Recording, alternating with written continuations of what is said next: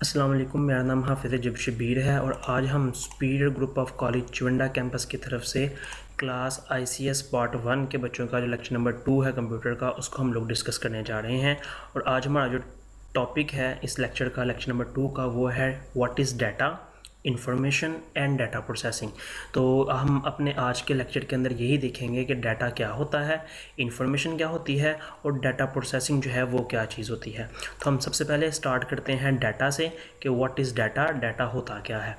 तो सबसे पहले इसकी जो डेफिनेशन है वो है a collection of raw facts and figures is called data. कि जो आपके रॉ फैक्ट्स होते हैं या फिगर्स होते हैं, हम लोग उनको डाटा का नाम देते हैं कि वो डाटा हैं। अब रॉ फैक्ट्स क्या होते हैं? यहाँ पे रॉ का मतलब होता है ख़ाम चीज़, प्योर चीज़, यानी कि ऐसी चीज़, यानी कि ऐसी फॉर्म जिसके ऊपर किसी भी किस्म का कोई भी काम ना किया गया हो। अपनी जो ओरिजिनल शक्ल में जो चीज़ होती है हम लोग उसको डाटा कहेंगे कंप्यूटर की फॉर्म के अंदर, कि प्योर चीज़ जो होगी वो आपकी डाटा होगी। नीचे इस चीज़ को एक्सप्लेन भी किया हुआ है, the word raw means the facts are unprocessed, यानी कि रॉ से मुराद वो वाले फैक्ट्स हैं, वो वाली तमाम की तमाम जो हैं वो चीज़ें हैं, वो तमाम की तमाम जो है वो आपका मटीरियल है जो कि अभी तक अनप्रोसेस्ड है, जिसको अभी तक प्रोसेस नहीं किया हुआ।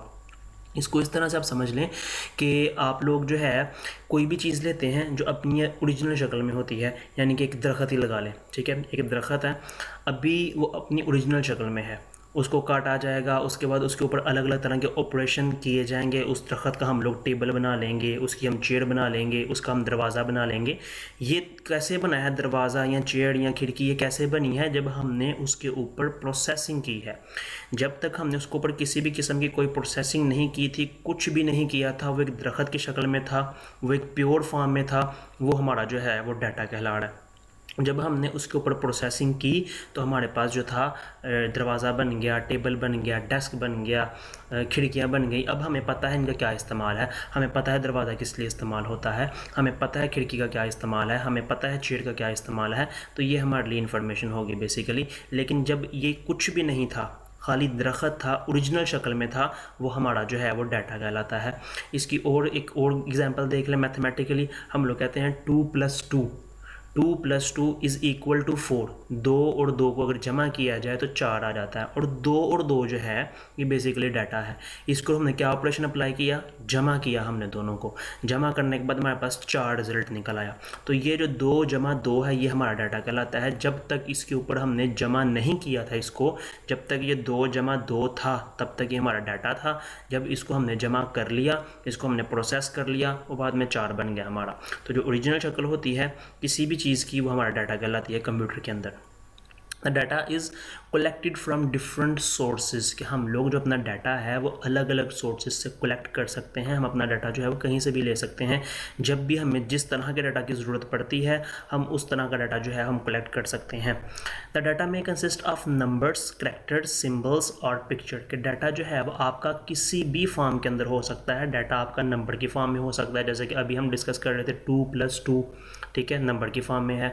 आप लोगों का रिज़ल्ट आता है, आपका लिखा होता है उर्दू में इतने नंबर हैं, इंग्लिश में इतने नंबर हैं, मैथ में इतने नंबर हैं, कंप्यूटर में इतने नंबर हैं। तो ये तमाम की तमाम चीज़ें आपका डाटा ही है, ठीक है। उसके अलावा डाटा आपका करैक्टर की फॉर्म में भी हो सकता है। जैसे आप लोग अपना कोई भी फॉर्म फिल करते हैं, आप अपना नाम लिखते हैं, वहाँ पे फादर नेम लिखते हैं, एड्रेस लिखते हैं, वो आप अपना डाटा दे रहे हैं उनको। ये सारे का सारा डाटा ही होता है। डाटा सिंबल की फॉर्म में भी हो सकता है, डाटा आपका तस्वीर की शक्ल में भी हो सकता है, डाटा आपका ऑडियो की फॉर्म में भी हो सकता है, साउंड की फॉर्म में भी हो सकता है। तो डाटा किसी भी फॉर्म में हो सकता है। जिस तरह आप लोग ये डायग्राम के अंदर भी देख रहे हैं, ये तमाम की तमाम चीज़ें जो हैं वो कंप्यूटर के अंदर जा रही हैं। तमाम की तमाम हम लोग कंप्यूटर को डाटा दे रहे हैं। कहीं से भी हमने डाटा कलेक्ट किया, अलग अलग रिसोर्सेज से हमने डाटा लिया, और वो डाटा हम लोग कंप्यूटर को देते हैं। फिर कंप्यूटर जो है उस डाटा को प्रोसेस करता है। दैन उसके बाद दूसरी जो टर्म हमने डिस्कस करनी है वो है व्हाट इज़ इन्फॉर्मेशन, कि इन्फॉर्मेशन क्या होती है। अगर आपको डाटा की समझ आ चुकी है तो इन्फॉर्मेशन जो है उसको समझना नहायत ही आसान है। क्योंकि मैंने अभी जब हम डाटा की बात कर रहे थे तो उसके अंदर ही मैंने आपको कहा था डाटा जो अभी प्रोसेस नहीं हुआ होता, अनप्रोसेस्ड फॉर्म जो होती है, जो अभी असल शक्ल में जो फॉर्म होती है वो हमारी डाटा होती है। जब हम डाटा को प्रोसेस कर लेते हैं, रिज़ल्ट जो निकलता है उसके बाद जो हमारा, वो हमारी इन्फॉर्मेशन कहलाती है। जिस तरह से मैंने आपको बताया था 2 + 2 ये हमारा डाटा था। जब हमने 2 और 2 को जमा कर दिया तो मेरे पास रिज़ल्ट आ गया 4। तो 4 जो है ये मेरी इन्फॉर्मेशन होगी, यानी कि डाटा को प्रोसेस करने के बाद जो रिज़ल्ट निकलता है वो हमारी इन्फॉर्मेशन होती है। तो यही डेफिनेशन यहाँ पे भी जो है वो मेंशन है, the processed data is called information. जब डाटा प्रोसेस्ड हो जाता है तो वो हमारी इन्फॉर्मेशन जो है वो कहलाता है। Information is an organised and processed form of data, कि इन्फॉर्मेशन जो है ये भी डाटा की फॉर्म है। ज़ाहिर सी बात है, इन्फॉर्मेशन जो है वो डाटा से ही निकली है, तो ये डाटा की ही फॉर्म है। डाटा ही बेसिकली इन्फॉर्मेशन है, लेकिन डाटा को जब हम किसी भी ऑर्गेनाइज तरीके से, किसी बेहतर तरीके से हम जो है उसको कोई ना कोई मीनिंगफुल चीज़ है अगर हमें नज़र आने लग जाए डाटा में से, तो वो हमारी इन्फॉर्मेशन बन जाती है। जब तक डाटा इस फॉर्म में हो कि हमें समझ ना आए, हम लोगों ने इकट्ठा तो कर लिया डाटा, लेकिन उसके ऊपर कोई ऑपरेशन नहीं किया, तो वो डाटा ही रहेगा। जब हम उसके ऊपर कोई ना कोई ऑपरेशन परफॉर्म कर लेंगे तो वो हमारी इन्फॉर्मेशन में तब्दील हो जाएगा। इसको आप इस तरह समझ लें कि मर्दमशुमारी वाले लोग आते हैं, लोगों के घरों के अंदर से डाटा इकट्ठा करते हैं, ये पूछते हैं जी कितने घर के अंदर मर्द हैं, कितनी औरतें हैं, कितने बच्चे हैं, कितने बूढ़े हैं, कितने जवान हैं, पढ़े लिखे कितने हैं, अनपढ़ कितने हैं। ये तमाम का तमाम डाटा जो है वो मर्दमशुमारी वाले जो है वो इकट्ठा करते हैं।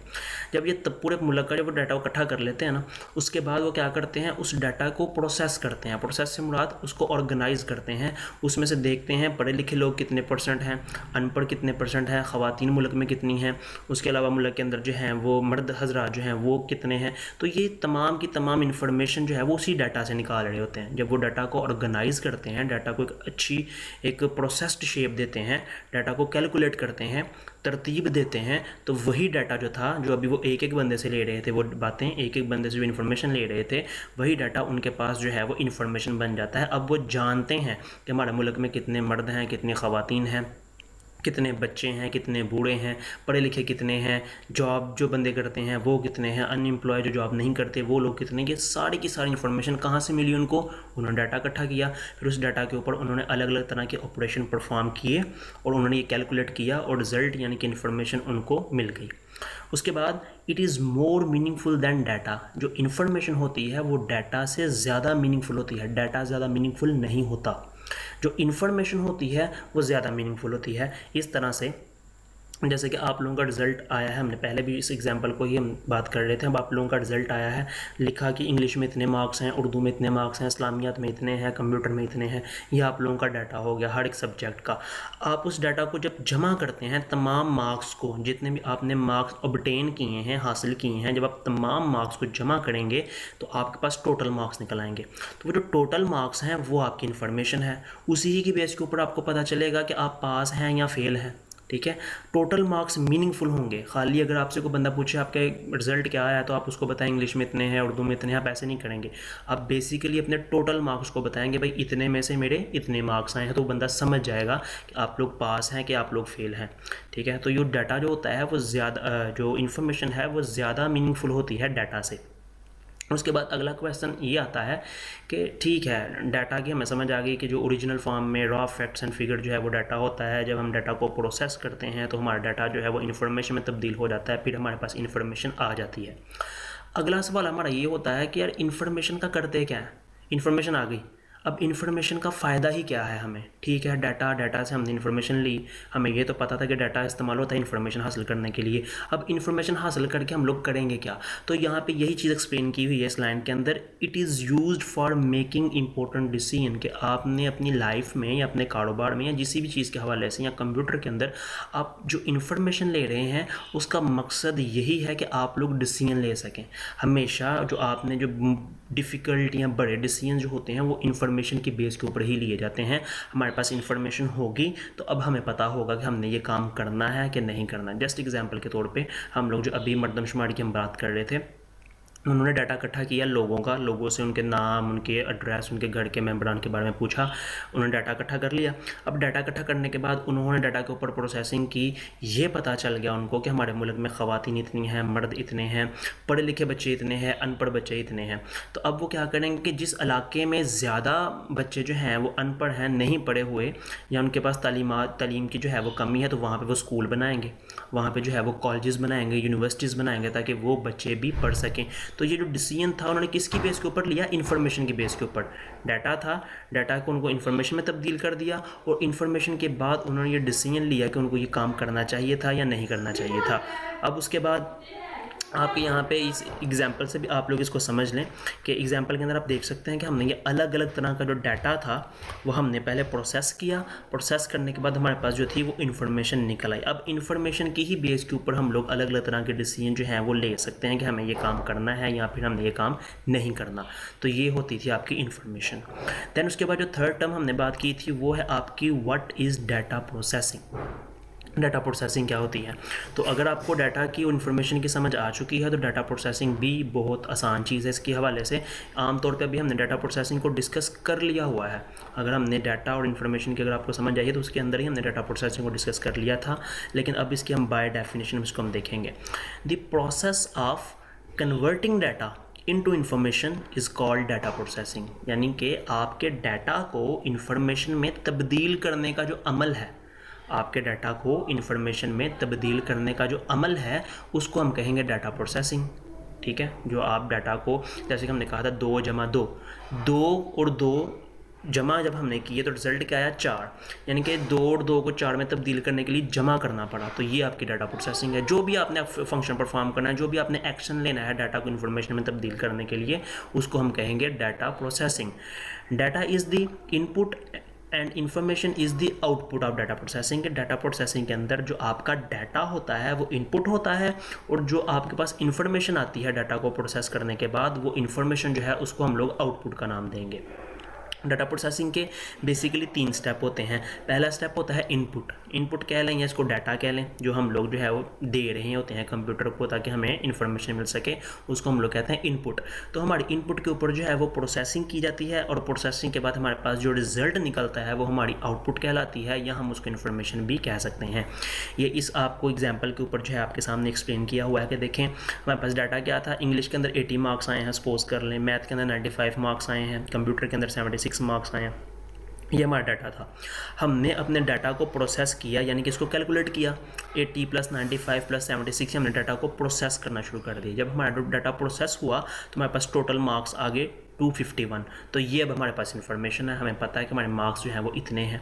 तो ये होती है आपकी इस अमल को, यानी कि डाटा को इन्फॉर्मेशन में तब्दील करने के अमल को, या इसको इस तरह भी कह सकते हैं कि इनपुट को आउटपुट में तब्दील करने के अमल को हम लोग कहते हैं डाटा प्रोसेसिंग। ये नीचे एग्जाम्पल भी इसी चीज़ की दिखाई गई है कि अगर हमें चाहिए कि हमने जी मैंगो शेक पीना है ना, मैंगो शेक हमें चाहिए, तो हम सबसे पहले क्या करेंगे कि जो कुछ भी हमारे पास इक्विपमेंट्स हैं या जो भी हमें चीज़ें चाहिए होती हैं मैंगो शेक के लिए, हम वो लेंगे, उसको हम लोग उसको प्रोसेसिंग क्या करेंगे, हम उसको जो है वो मिक्सर जो ग्राइंडर है उसकी मदद से हम उसको मिक्स करेंगे, तो हमारे पास जो है वो एक जूस जो है हमें मिल जाएगा। तो ये हमारे पास इन्फॉर्मेशन होगी, हमारे पास आउटपुट होगी। तो ये आप लोगों की टर्म थी। इसके अंदर हमने 3 चीज़ को डिस्कस किया है, डाटा को, इन्फॉर्मेशन को और डाटा प्रोसेसिंग को। तो आज के लेक्चर के अंदर बस इतना ही था। So thank you so much. अल्लाह हाफिज़।